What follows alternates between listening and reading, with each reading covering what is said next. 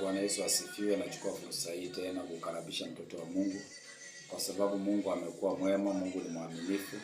Nikukaribishe katika ibada yetu ambayo tumekuwa tunaendelea nayo, kumuinulia Bwana ibada, kumuinulia Bwana sadaka za mioyo, kumuinulia Bwana mikono zetu, na hakika nina mwingi wa furaha kwa sababu natumai ya kwamba Mungu wetu anatenda mambo makuu, Mungu wetu anatenda mambo ya ajabu. Ndiposa ninachukua fursa hii ili nikaweze kwenda na wewe sambamba, ili tukaweze kuendelea na ujumbe huu, na naamini ya kwamba mwisho wa ujumbe huu itakuwa ni mtu mwenye kuinuliwa, itakuwa ni mtu mwenye kujengeka sana, na naamini ya kwamba Mungu atakuwa amekutenda jambo jipya. Naamini ya kwamba Mungu atakuwa amekuonekania katika kiwango kimoja na kiwango kingine. Mungu atakuwa amekufanya ili zote Mungu akawe na mtu ambaye atakayejivunia na atakayejifurahisha. Mungu anatamani ya kwamba akapokee utukufu kupitia kwako. Anatumai ya kwamba akapokee uwezo na mamlaka kupitia kwako. Anatumai ya kwamba akachukue nafasi ya kwanza. So tuamini na tunaenda kuomba. Baba, katika jina la Yesu Kristo mtakatifu, mfalme wa amani, nasema ni asante, ni kwa sababu mwema Jehova. Baba, ndio kwa sababu umetuona. Yesu, tumeona wema wako, tumeona fadhili zako, tumeona nguvu zako, tumeona ushindi wako Jehova. Siku hii ya Jumatano tunasongea mbele ya kiti chako cha enzi. Baba, tunakuinua na kukupa utukufu, heshima na mamlaka. Baba, ni kwa sababu wewe ni kimbilio. Asante kwa ajili ya kila mmoja Baba wa mlele anaye Baba andamana pamoja nami kwa ajili ya ibada hii. Pamoja na ujumbe huu namuombea baraka na muombea neema kule kazini, mahali wako kazini, fungua biashara zao. Baba wa mlele, fungua biashara zao, leta wateja. Baba, ni kwa sweli mwema. Biashara zao zikangae, biashara zao zikapanuke. Mahali popote chochote cha dai waliko, Baba wa mlele onekana kule kazini, wape nguvu, afya na amani. Baba, ni kwa sweli Jehova. Kwa Yesu Kristo tumeomba na hata kuamini. Amen. Natumai ya kwamba Mungu ni mwema, na ningependa tuende moja kwa moja katika andiko letu la siku ya leo, na Mungu atakuwa ni mwenye kutuinua zaidi. Leo nataka tuanze katika kitabu cha Zaburi 44 mstari ukiwa ni wa 20. Andiko nasema, ikawa tumelisahau jina la Mungu wetu, au kunyoshea miungu mingine mikono yetu. Tumesahau tulipofika mahali pale jana. Tumesahau jina la Mungu wetu, tukawa ni watu wenye kunyoshea miungu mingine mikono. Na leo ninakataa katika jina la Yesu Kristo ya kwamba watu wa Mungu tunapoinua mikono katika ibada, tuangalie mikono zetu tumeinua kwa nani? Ni nani ambaye tunayetembea pamoja na yeye? Ni nani ambaye ako tayari? Kwa sababu tunamwabudu nani? Tunamwabudu Mungu yupi? Tunamwabudu Mungu aliye hai. So natumai ya kwamba sisi wote tutakuwa ni wenye kumuinulia Bwana mikono zetu, tutakuwa kumnyoshia Mungu mikono. So tunapokuwa katika ibada, make sure kwamba ibada yako, ibada inakuwa ni ibada ambayo inakayomwelekea Mungu, ibada itakayomtukuza Mungu, ibada ambayo Bwana atachukua nafasi ya kwanza, ibada ambayo Mungu hakika Mungu atakayetukuka. Ibada yako so that ikajae uwepo wa Mungu, ibada yake ikajae nguvu za Mungu. Tunapoinua mikono tutazamie yeye, si tu kuinua mikono, tumtazamie Mungu aliye hai, tumtazamie muumba mbingu na nchi na vyote vilivyomo, kwa sababu katika uwezo wake ametenda mambo makubwa, katika uwezo wake amefanya mambo ya ajabu. Na huyo ndiyo Mungu ambaye tunastahili kuinua mikono kwake, tunastahili kwenda kwake tukiwa na mioyo iliyopondeka, tunastahili kwenda kwake na mioyo iliyofunjika, kwa sababu Mungu anatafuta mtu kama huyo, ili sote atakayemwabudu katika roho na kweli, mtu atakayevunjika mbele za Bwana, mtu atakayenyenyekea mbele za Mungu, mtu atakayetembea katika uwema wa Mungu na katika fadhili za Mungu. Na naona huyo mtu ni wewe na mimi. Sote tunahitaji tukaweze kutembea katika nguvu za Roho Mtakatifu. Tunaposoma kitabu cha Mathayo mlango ukiwa ni wa 9 mstari wa 38, basi muombeeni Bwana kwa mafuno apeleke watenda kazi katika mafuno yake. Tuombe Bwana wa mafuno apeleke watenda kazi katika mafuno yake. Tunahitaji kumuomba Bwana ili so that Bwana akaweze kutupeleka, so that katika sisi ni watenda kazi. Tunahitaji kuomba Mungu. The way andike imesema, basi muombeeni Bwana wa mafuno. Muombeni Bwana wa mafuno. Tunahitaji tukawe na mafuno ndani yetu. Bwana akaweze kupeleka watu watendakazi katika mafuno katika shamba lake, na huyo mtu ni wewe na mimi. So that inahitaji tukaweze kuomba Mungu. Mwaka huu unahitaji ukawe na mavuno. Mwaka huu unahitaji ukaone wema. Mwaka huu unahitaji kuona ushindi. Lazima ukawe ni mwenye kumuomba Bwana, ili Bwana akaweze kutuma watenda kazi, ili so that Bwana akaachilie watu katika kazi zetu. Bwana akaweze kuona, tukaweze kuona mafanikio, tukaweze kuona ushindi katika jina la Yesu. Lakini lazima ukawe ni mtu utakayemuomba Bwana, lazima ukawe ni mtu utakayemtafuta Mungu. So that katika shamba la Bwana mavuno ni mengi, lakini watendakazi ni wachache. Tunahitaji tukawe katika mpango wa Mungu, tunahitaji tukawe katika sehemu ya Mungu, so that tukatembee katika nguvu za Roho Mtakatifu, tukatembee katika ushindi, na Mungu atakuwa ni mwenye kutuinua zaidi. Mungu atakuwa ni mwenye kutuwezesha katika jina la Yesu, kwa sababu Mungu anakutafuta wewe na mimi. Katika kitabu cha Yakobo 4 mstari ukiwa ni mstari wa 10, jihatarini mbele chitilieni mbele za Bwana naye atawakweza. Chitilieni mbele za Bwana naye atawakweza. So that simameni katika mbele za Jehova. Ching'ang'anieni kukaa katika usoni pa Bwana, na Mungu naye atawakweza. Mungu ataweza kuwainua, Mungu ataweza kuwainua, Mungu ataweza kuwasaidia, Mungu ataweza kuwasimamisha.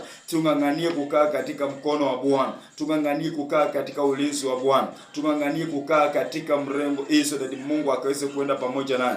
Mtu wa Mungu, huenda kila kitu kinaweza kataa, kila jambo linaweza kataa, lakini Mungu hacha kukataa. Vitu vyote vinaweza kukataa, lakini maandiko yanasema ching'ang'anieni kukaa katika mbele za uso wa Bwana, na Mungu naye atatusaidia. Mungu naye atatuwezesha. Mungu naye atakuweza kutuinua katika lile ambalo tunapitia asubuhi ya leo. Mungu ataweza kutupitisha kwa jina la Yesu. Mungu ataweza kutujenga kwa jina la Yesu. Mungu ataweza kufanya jambo chipya, kwa sababu huyo ndiye Mungu ambaye tunajua. Mungu tunatumai ya kwamba Mungu wetu ni Mungu wa mapendo, Mungu ambaye anatenda katika wakati wake, ni Mungu ambaye anafanya mambo makuu, ni Mungu ambaye anafanya mambo ya ajabu. Tunahitaji soda tukaweze kukaa mbele za Bwana. Uko na shida ambayo unapitia, uko na magonjwa ambayo unapitia, ng'ang'ania msalaba wa Yesu. Yesu anaondoa magonjwa, Yesu anaondoa uvimbe, Yesu anaondoa kila yale yaliyo magumu. Yesu ndiye aliye na ripoti ya mwisho kwa ajili ya maisha ya kila mmoja. So ng'ang'ania mbele za Bwana. Mtu wa Mungu, mwaka huu ninakusihi kwa upendo wa Roho Mtakatifu, ninakusihi kwa rehema za Mungu, ng'ang'ania mbele za Mungu. Endelea kung'ang'ania. Bwana akaweze kukukweza, Bwana akaweze kukusaidia, Bwana akaweze kukuinua katika ile hali ngumu unayopitia. Mungu wetu ako pamoja na wewe. Mungu anataka kukuinua, lakini anataka kuona pendo ulio nayo ndani yake. Anataka kuona the way unavyotembea na yeye. Anataka kuona kujitoa uliojitoa kutembea na yeye, na Mungu naye atakuwa ni mwenye kukusaidia katika jina la Yesu, kwa sababu Mungu anatafuta mtu aliye na moyo wa kumtafuta na moyo wa kumpenda, ili Mungu akaweze kumsaidia. Tunapoangalia katika Psalms chapter 18 verse 28, andiko linasema, kwa kuwa wewe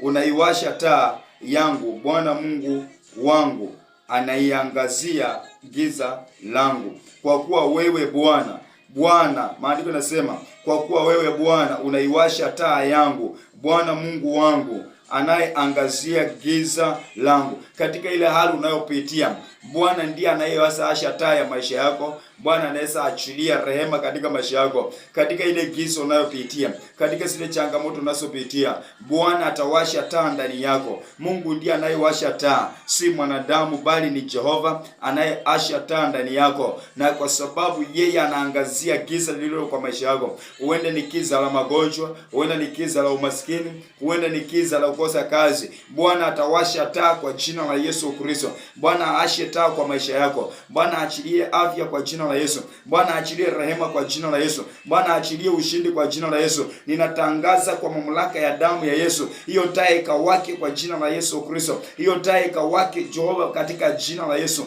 Mungu akawashe taa ndani yako. Mungu akawashe taa ya mafanikio. Mungu akawashe taa ya ushindi. Mungu akawashe taa ya kupenya, ili sote tukaweze kusimama, mtoto wa Mungu, katika jina la Yesu Kristo. Mungu anaasha taa ndani yangu. Mungu anawasha taa ndani yako, na naamini ya kwamba Mungu anaasha taa. Wewe ni mshindi zaidi ya washindi. Wewe unapenya zaidi wanaopenya. Wewe unapasua miamba kwa sababu taa inawaka ndani yako, na hii taa si nyingine bali ni taa ya Kristo katika jina la Yesu. Mungu akawashe taa ndani yako. Mungu akawashe taa ya maombi. Mungu akawashe taa ya usomaji wa neno. Mungu akawashe taa ya mafanikio. Mungu akawashe taa ya rehema. Mungu akawashe taa ya kupenya. Mungu akawashe taa katika jina la Yesu. Yale magumu unayopitia, ninakutangazia kwa jina la Yesu, Mungu akawashe taa ndani yako katika jina la Yesu Kristo. Yale magumu unayoyaona leo hautayaona tena, kwa sababu Jehova anaasha taa ndani yako katika jina la Yesu. Mahali popote unanipata, ambia Bwana awashe taa ndani yako, na hiyo taa kupitia kwa hii neema, hiyo taa itawaka kwa jina la Yesu. Utapenya kwa jina la Yesu, utafanikiwa kwa jina la Yesu, utainuliwa kwa jina la Yesu, kwa sababu taa inawaka ndani yako katika jina la Yesu Kristo. Huyu ni Jehova anayewasha taa. Huyu ni Jehova anayeachilia mpenyo. Huyu ni Jehova anayeachilia ushindi. Anasema yeye ndiye anayewasha taa ndani ya mwanadamu, si mtu mwingine. Mungu awashe taa kwa jina la Yesu Kristo. Umetoka katika familia iliyonyanyasika, umetoka katika familia iliyotezwa, umetoka katika familia iliyo na mahangaiko, umetoka katika familia iliyo na maumivu. Leo ninatangaza katika jina la Yesu Kristo, Mungu akaweze kuwasha taa katika jina la Yesu. Yale ambayo unayapitia leo, ninatangaza katika hii neema, Mungu awashe taa katika jina la Yesu. Wakati niliona siku ya Jumapili Mungu akiasha taa kwa ajili ya mama aliyekuwa na uvimbe, na hata na wewe natangaza kwa mamlaka ya jina la Yesu, Mungu akawashe taa ya mafanikio. Nimeona Mungu akiponya kansa, nimeona akiponya HIV, nimeona akiponya kisukari, nimeona akiponya pressure, ninaona akiponya vitonda vyote. Mungu achilie uponyaji katika jina la Yesu Kristo. Leo ninatangaza uponyaji wako kwa jina la Yesu, kwa sababu ya unyenyekevu. Mungu aashe taa katika jina la Yesu. Upenye mtoto wa Mungu katika jina la Yesu. Wote ninapepa katika huu mlima, ninasonga nao mbele ya kiti cha enzi. Ninatangaza uzima na afya katika jina la Yesu Kristo. Kila ambacho watu wameona kwamba hutaweza kupita, utapita kwa wepesi kwa jina la Yesu. Mungu wa mapendo, Mungu wa kupenya, akupenyeshe mtoto wa Mungu, ukapenye kwa jina la Yesu Kristo. Haleluya. Mungu anakusaidia. Mungu anaachilia ushindi katika jina la Yesu Kristo. Katika jina la Yesu Kristo. Ninatangaza katika Psalms, katika maandiko Psalms chapter 37 verse 5. Andiko linasema, umkabidhi Bwana njia yako, pia umtumainie naye ataifanya. Mkabidhi Bwana njia zako, mtumainie Bwana naye atainyosha. Ninatangaza mchana wa leo katika jina la Yesu, mkabidhi Bwana njia zako, mkabidhi Bwana zile shida ulizo nazo, yale yote ambayo umeyabeba, mkabidhi Bwana naye atayanyosha. Ninatangaza kwa jina la Yesu, Bwana akanyoshe mapito yako, Bwana akanyoshe katika jina la Yesu. Mkabidhi Bwana sila njia zote ambazo unapitia. Huenda unapitia katika maumivu, huenda unapitia katika hali ngumu. Nimetangaza mkabidhi Bwana katika jina la Yesu, naye Jehova atanyosha mapito. Yale yote maumivu unayopitia, yale changamoto unayopitia, inua mikono mtoto wa Mungu kwa ajili ya Jehova, na Bwana atayanyosha. Bwana atayakumbatia. Bwana atakufanya chombo. Bwana atakufanya shujaa. Bwana atakufanya jemedari. Bwana atakufanya mwamba. Nawe Bwana, kwa sababu yeye ni mwamba, kuna watu wamejipanga kwa ajili yako, wataanguka na kuangamia, na wewe utakuwa umesimama kwa jina la Yesu, kwa sababu njia zako zimetawaliwa na Bwana. Njia zako zimeongozwa na Bwana. Mafanikio yako ni Bwana, si kitu chochote. Ni Jehova anayekutangulia kwa kila anga, anayekutangulia kwa kila hali. Bwana akanyoshe mapito yako. Wote walioona ya kwamba umefika mwisho, ndio mwanzo wako, ambao Bwana, mwisho wa mwanadamu ni mwanzo wa Mungu. Mkabidhi Bwana njia asubuhi ya leo katika jina la Yesu. Bwana akanyoshe mapito yako. Bwana akakufanye chombo. Bwana akakufanya ukang'ae. Bwana akakufanya ukashine. Chochote unachofanya mtoto wa Mungu, ninatabiri juu ya maisha yako, njia yako kuanzia leo, Bwana akachukue njia yao. Malaika waende mbele zako, wakutangulie kwa jina la Yesu Kristo, ili ukaweze kufanikiwa, ukaweze kuinuliwa, ukaweze kuenda, ukaweze kufanya mambo makubwa na magumu ambayo mwanadamu hawezi kuyafanya. mwanadamu hawezi kuyatenda. Bwana, katika jina la Yesu, wote mnaonifuatilia, njia zenu zote mkapiti Bwana, njia zenu zote mwelekezwe Yesu. Yesu anayetakaza, Yesu anayeinua, Yesu anayefanya. Leo akafanye katika jina la Yesu. Wewe you are not failure. Wewe ni mtoto wa ushindi, na failure is not your portion. Katika jina la Yesu Kristo ninatangaza prosperity ni sehemu yako in the mighty name of Jesus. From today ninatangaza prosperity ikakuandame katika jina la Yesu Kristo. Ninatangaza wewe ni mtoto mfalme, maisha yake ikabadilike kwa jina la Yesu. Maisha yake kaende kiwango kingine, huduma yake kaende kiwango kingine, mafanikio yake kaende kiwango kingine. Wote waliosimama kinyume na wewe, ninatangaza waone mafanikio yako, ninatangaza waone ushindi wako katika jina la Yesu Kristo. Oh Jesus, tunapenya kwa jina la Yesu Kristo. Tunainuliwa katika jina la Yesu Kristo. Sisi ni watoto wa Baba, uzao mteule mtakatifu, ukuhani wa Bwana. Tunaposoma kitabu maandiko, kitabu cha Psalms chapter 130 verse 1. Bwana toka, Bwana toka vilindini, nimekulilia wewe. Bwana kutoka vilindini nimekulilia wewe. Bwana kutoka vilindini nimekulilia wewe. Vilindini vya moyo, vilindini vya mahali ambapo kuna bubujiko ya uzima, ninakulilia Bwana. Watu wanamulilia Jehova, watu wanainua sauti zao kwa Bwana, watu wanainua mikono yao. Mstari wa 2 anasema, Bwana uisikie sauti yangu, masikio yako yasikilize sauti ya dua zangu. Sauti Bwana kutoka vilindini, nimekulilia wewe. Mtu wa Mungu, Bwana asikie sauti yako. Bwana asikie sauti yako unapoomba, sauti yako unapolia, sauti yako unapoomboleza, sauti yako unapomtafuta Bwana. Inatangaza kwa jina la Yesu, Bwana akaachilie sauti yake ili ukasikie sauti ya Bwana, ukatembee katika upenyo, ukatembee katika ushindi. You are not a failure. Wewe ni mtu ambaye Bwana amesikia sauti yako. Bwana amesikia kilio chako katika ile magonjwa. Bwana ameyasikia katika ile kilio. Bwana ameisikia, na leo natangaza uzima kwa jina la Yesu. Leo natangaza uponyaji kwa jina la Yesu. Natangaza ushindi kwa jina la Yesu. Katika ile hali umekaa, leo inavunjika kwa jina la Yesu. Bwana asikie sauti yako. Bwana achilie mpenyo. Bwana achilie ushindi. Bwana achilie mafanikio. Ukasikie Bwana asikie sauti yako unapoomba. Bwana ateke sikio, asikie ukelele wako katika jina la Yesu. Mstari wa 3 anasema, Bwana kama wewe ungehesabu maovu yangu, Bwana nani angelisimama? Bwana asihesabu maovu yetu, angelihesabu maovu, nani angelisimama? Sisi wote tumetenda dhambi, tumepungukiwa na utukufu wa Bwana, na ndiposa tunaenda mbele za Bwana, tunalia tukisujudu, tunaomba tukiomboleza, ili Bwana asihesabu makosa yetu. Hakuna yote angelisimama. Inatangaza Bwana akusamehe kila maovu, Bwana akusamehe kila makosa, aachilie rehema ndani yako, aachilie ushindi ndani yako. Angelihesabu, nani angelijua? Angehesabu mimi Pastor Chris ningelikuwa wapi? Angehesabu wewe ungelikuwa wapi? Lakini Bwana anayesamea hakutane pamoja na wewe, hakusamee uovu, hakusamee dhambi zote, so that yole yote uliyotenda. Na Bwana asikie maombi yako, Bwana asikie sauti yako unapoomba, na dua yako ikaweze kumwelekea Bwana katika jina la Yesu. Mungu kasikie dua zetu tunapoomba, tunapokulilia, tunapokutafuta usiku na mchana. Bwana akasikie dua zetu. Bwana akasikie sauti ya mto.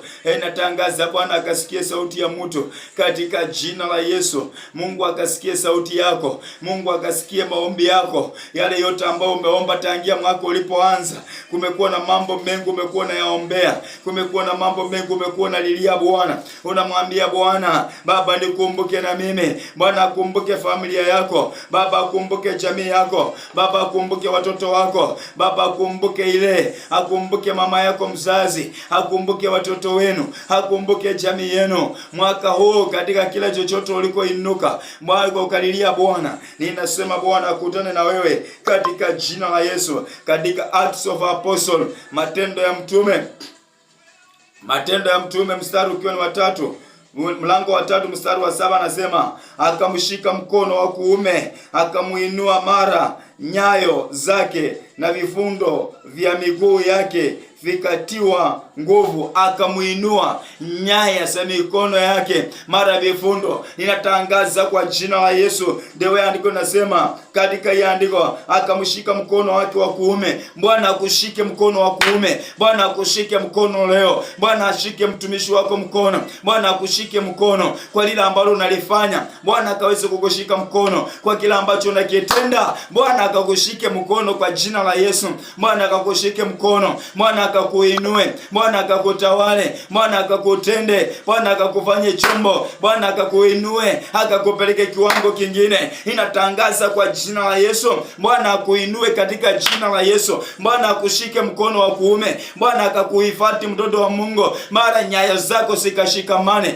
Nyaya zako sikapokee nguvu. Nyaya zako sikapokee uwezo, kwa sababu Bwana anakushika mkono. Kila maombi uliyoomba mwaka huu, Bwana akajibu maombi yako. Bwana akakushike mkono na akajibu maombi yako kwa jina la Yesu. Akakutende kwa jina la Yesu. Akakuinue kwa jina la Yesu.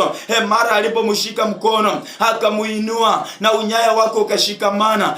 Leo umekuwa kiwete katika maono, umekuwa kiwete katika biashara, umekuwa kiwete katika maombi. Leo natangaza kwa jina la Yesu, akuinue mkono katika jina la Yesu, akuheshimishe katika jina la Yesu, akakujenge katika jina la Yesu, akakuinua akakupeleke kiwango kingine katika jina la Yesu. Hautabaki hapo mahali ambapo umekuwa, hautabaki hapo chini. Inatangaza hautabaki hapo mahali. Unainuliwa kwa jina la Yesu, unasimamishwa kwa jina la Yesu, unajengwa kwa jina la Yesu. Bwana akamshika mkono, akamuinua, na leo ninatangaza na wewe ushikwe mkono na Bwana.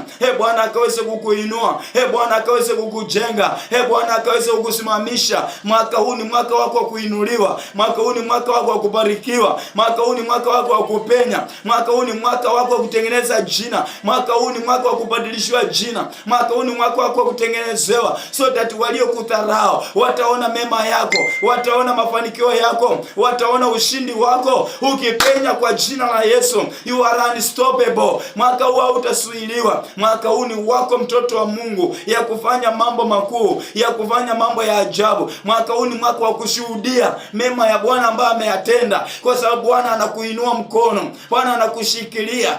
Bwana anaenda pamoja na wewe. Wewe uliyekata tamani, nazungumza na wewe katika jina la Yesu. Mungu anafanya jambo. Mungu anakuinua, Mungu anakutenda, Mungu anakuheshimisha katika jina la Yesu. Nami natangaza juu ya maisha yako, hautabaki tesemu, mtoto wa Mungu, hautaremain mahali pamoja. Kuna watu wengi waliokusaidia, mwaka huu utawasaidia. Mwaka huu na wewe utarekesha mkono kwao, kwa sababu Bwana amekusudia, kwa sababu Bwana anafanya jambo jipya, kwa sababu Bwana ni Mungu ambaye ni wa ushindi, ni Mungu ambaye ni wa rehema. Mungu anatenda jambo kwa ajili ya maisha ya mtu. Natazama katika Mathayo 28. Mathayo 28 mstari ukiwa ni wa 9, anasema, natazama Yesu akakutana nao, akasimama, salamu, wakakaribiana, wakamshika miguu, akamsujudia. Ninatangaza leo, Yesu akutane na wewe, akushike katika, akasema salamu, wakamshika mikono, wakamsujudia. Hata na wewe ninatangaza katika jina la Yesu, kama jinsi andiko linasema, tazama Yesu akakutana na wao. Yesu akutane na wewe, Yesu akutane na familia, Yesu akutane na jamii, Yesu akutane na uzao wako, Yesu akutane na hiyo huduma, Yesu akutane na hiyo ministry, Yesu akutane na wao, Yesu akutane na wewe. Wakamshika mikono, akasema na wao. Yesu akakutana na wao, akasema na wao, akawashika, wakamshika na miguu, wakamsujudia. Hata na wewe utashika miguu yake, hata na wewe utashika bindo lake, hata na wewe utashika vazi lake kwa jina la Yesu Kristo. Maana mtoto wa Mungu unapenya, mtoto wa Mungu unainuliwa, mtoto wa Mungu unafanikiwa, mtoto wa Mungu unakutana na Yesu. Leo mchana wa leo, Yesu ako kwa ajili yako. Yesu anataka kukutenda mema, Yesu anataka kukutenda mambo makuu, Yesu anataka kukutana na tamanio la moyo wako, ili sote akaweze kukuinua. Anasema salamu.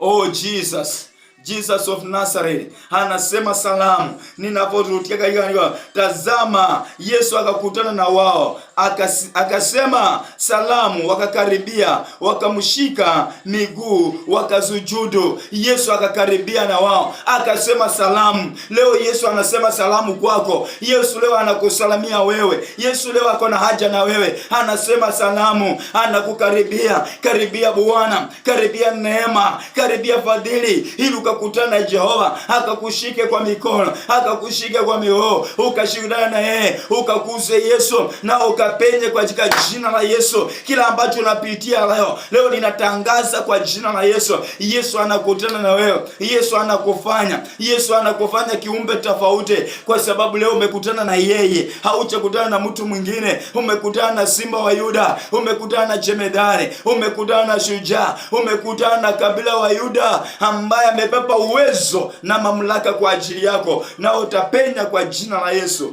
Oh my God. Oh Yesu, tumekutana na wewe mwamba. Yesu uliyetuokoa, Baba wa milele, Mungu wa huruma, Mungu wa uwezo. Ninapoenda kumalizia katika ujumbe huu, Yesu wote aliyekutana na wao aliwafanya vyombo, aliwafanya akawapiga wakapikika, aliwajenga. Alipokutana na Yakobo aliweza kubadilisha tesini yake, aliweza kubadilisha historia, na leo amekaribia kwa ajili yako. Leo amekuja kunena na wewe, leo amekuja kukutana na wewe, leo anataka kufanya kiumbe tofauti, leo anataka kukujenga katika jina la Yesu, kwa sababu huyo ndio Yesu ambaye amekuja kwa ajili yako wewe na mimi, ili zote tukaweze kukutana na wewe katika jina la Yesu. Katika andiko, katika kitabu cha Romans chapter 14 verse 11, andiko nasema, kwa kuwa imeandikwa kama niishivyo, anena Bwana, kila koti litapigwa mbele zangu na kila ulimi utakiri Mungu. Kila koti litapigwa mbele za Mungu, kwa kuwa yeye ni mfalme. Mtoto wa Mungu abudu Mungu pasipokuwa na uoga. Hakuna koti wala ulimi ambao hautakiri Yesu ni Bwana. Na sisi wote tutapika makoti mbele za Mungu. Wale wanaokukejeli wataanguka mbele za Jehova aliye hai, watapika makoti na kusujudu. Tunamwabudu Mungu aliye hai, aliyepepa uwezo. Ndio tadi swali katika hii andika anasema, kwa kuwa imeandikwa kama niishivyo, anena Bwana, kila koti litapikwa mbele zangu na kila ulimi utakiri, kila ulimi utamkiri Mungu. Kila ulimi utamkiri Mungu. Hakuna koti ambalo halitapigwa mbele ya Jehova. Kila koti litapigwa na kila ulimi utakiri Yesu ni Bwana, kwa sababu ni njia, kweli na uzima. Na leo ninatangaza katika maombi yako, katika makoti yako, katika kusujudu kwako, kiri Yesu ni Bwana. Yeye ni mfalme wa falme, yeye ni Simba wa Yuda, na hakuna mwingine kama yeye, na hata kuweko. Mwana wa Mungu, acha kutishwa, acha kuyumbishwa, simama na mwabudu Mungu aliye hai, kwa sababu Mungu wetu ni Mungu anayepenya, anayefanya mambo makuu, anayefanya mambo ya ajabu. Nashukuru sana kwa sababu Bwana anabadilisha maisha ya mtu. Wewe uliyekuwa mgonjwa, ninatangaza upone kwa jina la Yesu. Wewe ambaye uko kazini na biashara imekwama, natangaza ifunguke kwa jina la Yesu. Kwa mamlaka ambayo nilipewa na Yesu, ninakomandi hizo biashara, wateja waingie kwa hiyo biashara kwa jina la Yesu. Ninatangaza kwa mamlaka ya damu ya Yesu Kristo.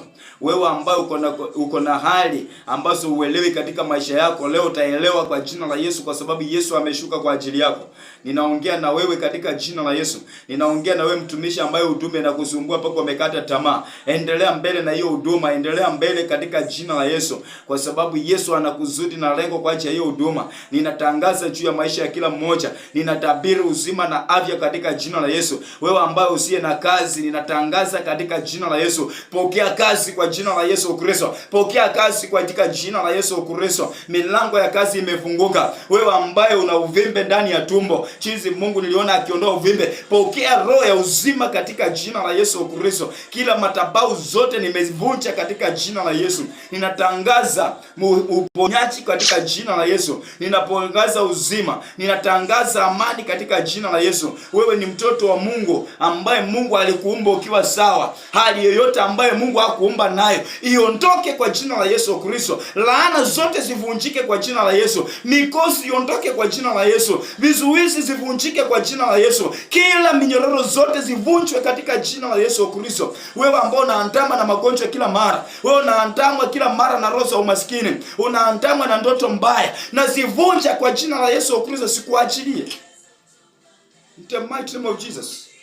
Natangaza kwa mamlaka niliyopewa na Yesu, chochote ambacho naye kipitia leo, wewe mahusiano ambayo imevunjika, ndoa ambayo imekataliwa, ninatangaza kwa jina la Yesu Kristo, ipone katika jina la Yesu Kristo. Ipone katika jina la Yesu Kristo. Ninatangaza uzima na afya juu ya familia yako. Watu wanaoishi kwa madawa na matembe, leo nimetangaza hiyo roho ya pharmacy, hiyo roho yote ya chemistry itoke kwa nyumba yako katika jina la Yesu Kristo, iondoke ili ukapokea uzima na afya kwa jina la Yesu. Wewe ni mtoto wa Baba. Mahali ulipoamini naenda kukuombea, na hali yake inabadilika kuanzia leo.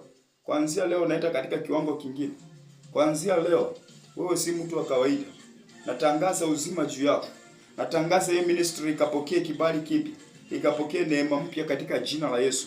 Baba, katika jina la Yesu Kristo mtakatifu, ufalme wa amani, Yesu ninakuinua ni kwa sababu wewe ni Bwana. Hakuna Mungu mwingine aliye kama wewe, Mungu mwenye uwezo, mwenye mamlaka. Natangaza uzima, afya na amani. Ninavunja kila maroho na kila madhabahu zote katika jina la Yesu. Roho za magonjwa, loose in the mighty name of Jesus. Roho zote za vifo na kifafa, out in the mighty name of Jesus. Roho za kukataliwa na madhabahu mabaya, loose in the mighty name of Jesus. Kila laana zao na vizuizi na ivunja katika jina la Yesu. Natangaza uzima na afya na amani katika jina la Yesu Kristo. Maagano zote za vizazi, maagano za mababu, maagano za watu waliokataliwa katika ndoa na maisha na biashara, na zivunja katika jina la Yesu. Wapokee uzima na afya na amani. Baba, ni kwa sababu ni Jehova, kwa Yesu Kristo nimeomba na hata kuamini na kuwabariki. Shalom. Mungu awabariki sana, awatende mema wote mnaofuatilia programu hii, na Mungu akaweze kuwainua na akawafanye vyombo vyake katika jina la Yesu Kristo, kwa sababu yeye ni Baba na hakuna Mungu mwingine kama yeye. Shalom, shalom. Mungu awabariki, awatende mema na akawainue in Jesus name.